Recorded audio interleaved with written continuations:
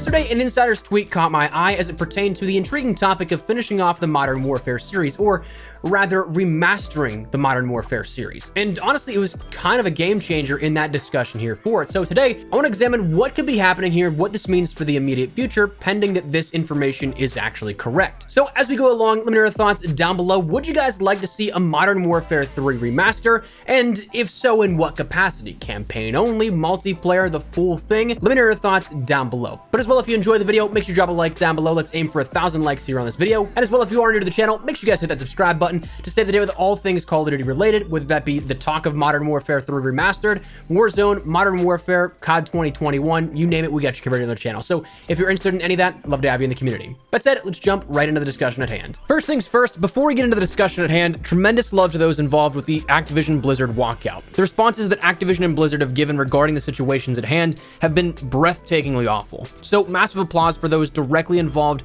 in the day-to-day operations over there that took it upon themselves to make the noise they did today in their protests. I hope that I speak for everyone here in saying that if you're one of them, you have our full support, and to keep shining that light to highlight the issues at hand and ultimately enact the change that's rightfully needed.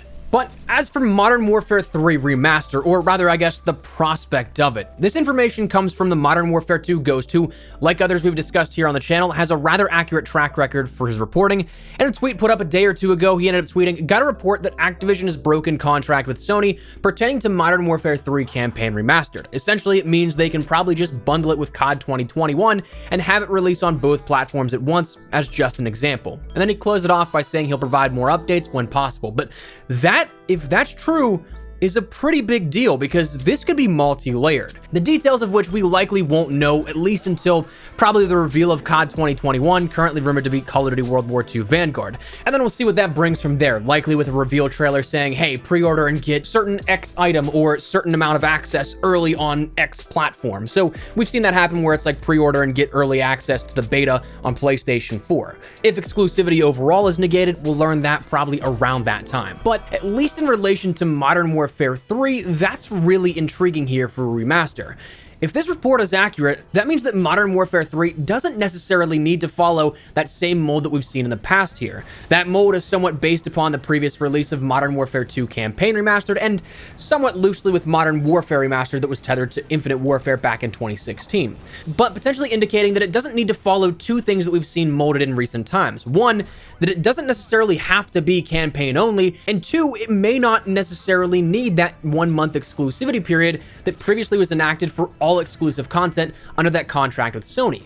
So if that contract is broken, that immediately negates the necessity to carry out that 30-day early period for PlayStation users. And as Ghost indicated, absolutely opens the door for this being just like all DLC content in the last year and a half, coming to all players at once.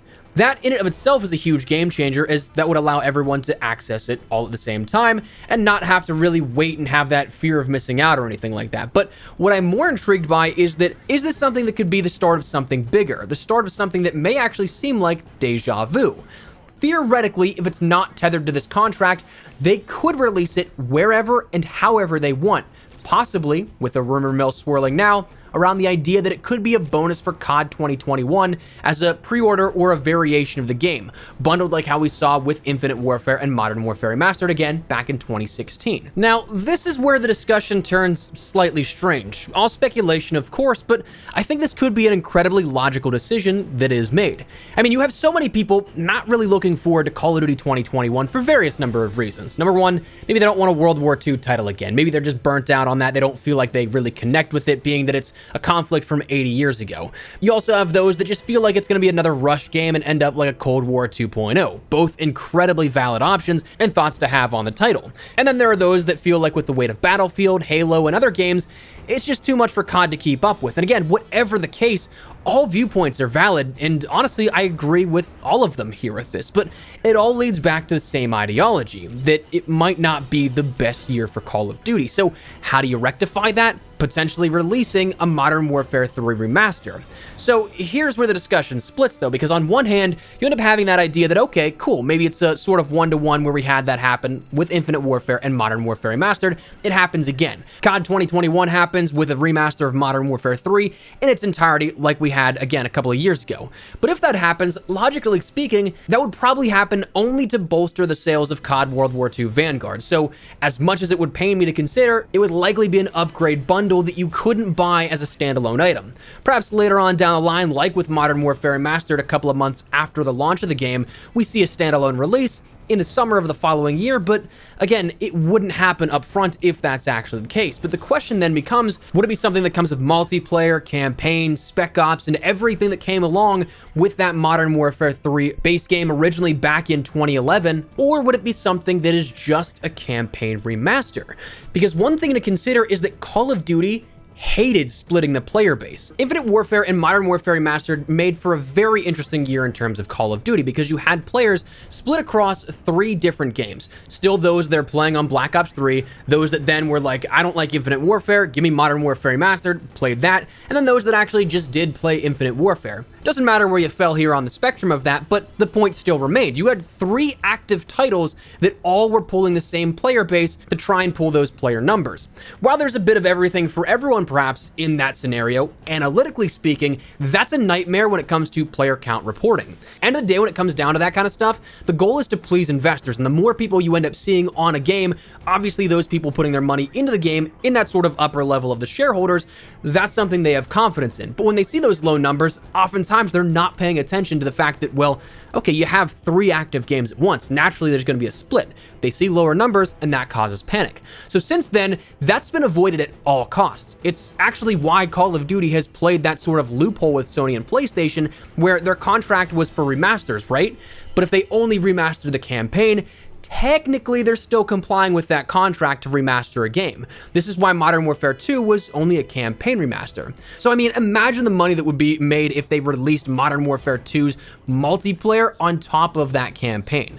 It's a game changer, no less. So to have that idea of maybe seeing a Modern Warfare 3 full package, that would probably rub people the wrong way, but also would split the player base quite a bit, which is something that's been avoided by all costs seemingly for years now. So that's where things get really sticky. Would it become a remaster of just the campaign, the full product, and then you neglect Modern Warfare 2's multiplayer? Or is it something that you kind of remaster Modern Warfare as a whole? You bring over Modern Warfare 2's multiplayer, mix it with Modern Warfare 3, kind of have a COD Online sort of effect where you have the Modern Warfare trilogy remastered and a multiplayer experience. But then that would then probably take away from the spotlight of not only just Vanguard, but maybe even Modern Warfare 2 in 2022, and you see how far down the rabbit hole this gets.